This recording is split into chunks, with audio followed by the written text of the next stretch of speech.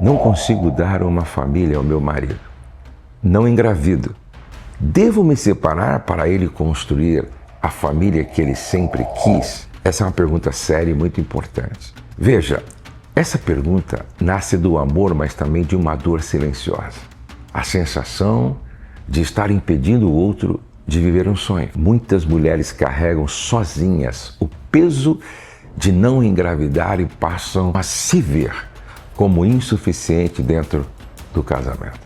Aos poucos, a infertilidade deixa de ser uma condição e vira uma identidade. E aqui está o problema. E então surge a ideia de se retirar para que o marido tenha filhos. Parece generosidade, mas quase sempre é culpa travestida de sacrifício. O casamento não foi fundado na capacidade de gerar filhos, e sim na aliança entre duas vidas. Assim já não são dois, mas uma só carne, disse Jesus em Mateus 19,6. A unidade conjugal não depende de fertilidade. Filhos são bênção, mas não são o fundamento do matrimônio.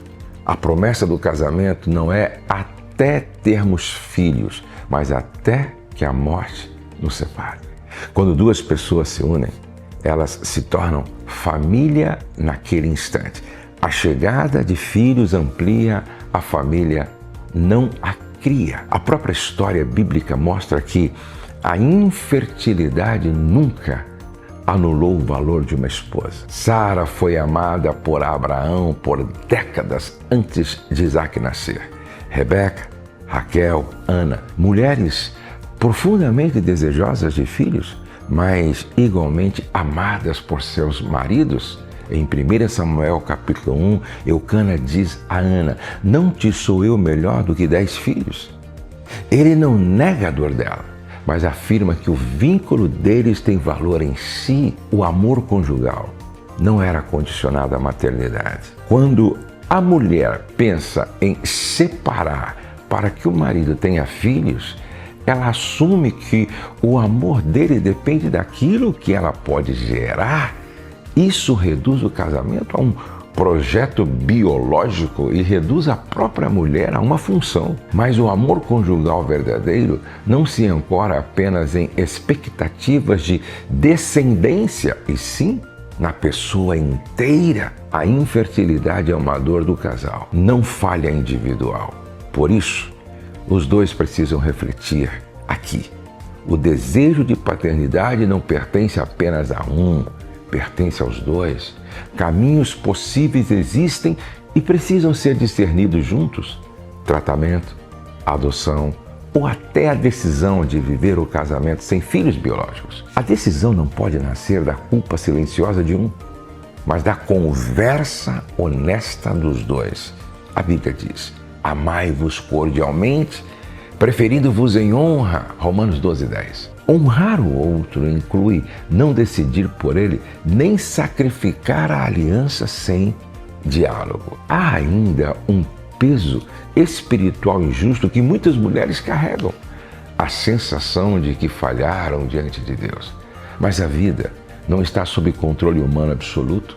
A Bíblia diz: os filhos são herança do Senhor. Se a maternidade biológica não veio, isso não diminui o valor de esposa, nem a dignidade feminina, nem o sentido do casamento. A identidade conjugal não é menor por não haver filhos. Não se esqueça disso. Separar-se para que o outro tenha uma família pode soar nobre, mas frequentemente destrói uma família que já existe. Porque vocês já são família. O amor que os uniu não se torna inválido pela ausência de gravidez. A pergunta mais fiel não é: devo me afastar? Mas como podemos atravessar essa dor juntos? Onde há presença, fidelidade e cuidado mútuo, a aliança permanece inteira. Você não é menos esposa por não engravidar.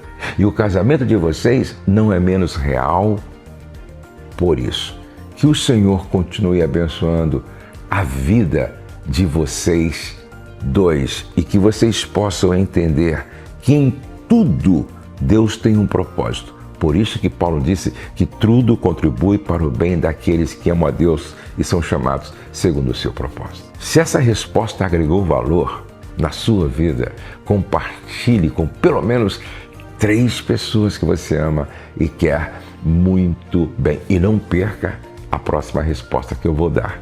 Neste quadro, Pastor Josué responde. Vamos terminar como sempre. O céu não está em crise, Deus está no controle, nós cremos em milagres e a nossa família está debaixo da graça de Deus. Um beijo no seu coração.